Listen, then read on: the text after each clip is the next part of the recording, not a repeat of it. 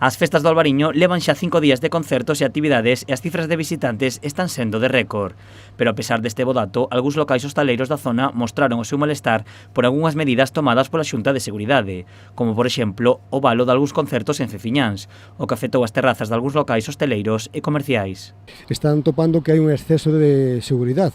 Eu non vexo mal, porque o que prima principalmente é a seguridade das persoas, pero, bueno, tiñan que informarnos un poquinho máis de como iba a ser as cousas, para ter unha previsión de cada hostelero, cada comerciante, o que iba a facer a partir da hora de facer os perímetros de cierre. Por qué? Porque hai xente que contrata empleados, hai xente que compra mercancía, e iso onte foi fatal, hubo demasiadas queixas, hubo un malestar. Outra das críticas ten que ver cos horarios das barras, xa que están limitadas só ao horario nocturno e unha vez chegada a hora límite os hostaleiros teñen que recollelas. Dende o sector piden comunicación ao Concello. Non estamos en conta de seguridade e toda a información, estamos en contra un poquinho de que teñamos a información para que nós teñamos a previsión dos costos que podemos ter por ter esas horas reducción de clientela. Concello e Zona Centro reuninos estes días para intentar que as medidas afecten o menos posible ao sector.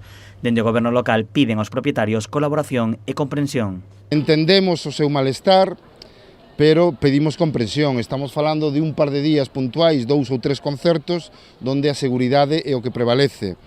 Hai un plan de seguridade que é obligatorio por lei, hai unhas normas establecidas por lei, hai unhas forzas e corpos de seguridade do Estado que precisamente tamén velan porque nós establezamos un estricto control de seguridade e o cumprimento do plan de seguridade e, a ver, son unhas horas determinadas en 2-3 días puntuais.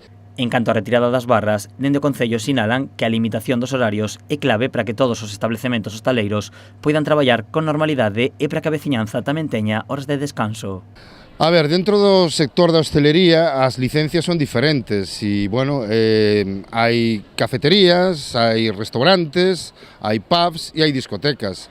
Entendo que non se pode, digamos, perturbar, por exemplo, o feito de que estea xente comendo nun restaurante, non? E ao mesmo tempo estea xente tomando Cuba Libres nunha barra. Eu creo que é facilmente comprensible. Hai que intentar, nunha festa tan complexa e tan grande como esta, conxugar os intereses de todos. Dende o Concello quixeron matizar que apoian o sector hostaleiro e que levan tempo realizando diferentes iniciativas para fomentar a súa actividade.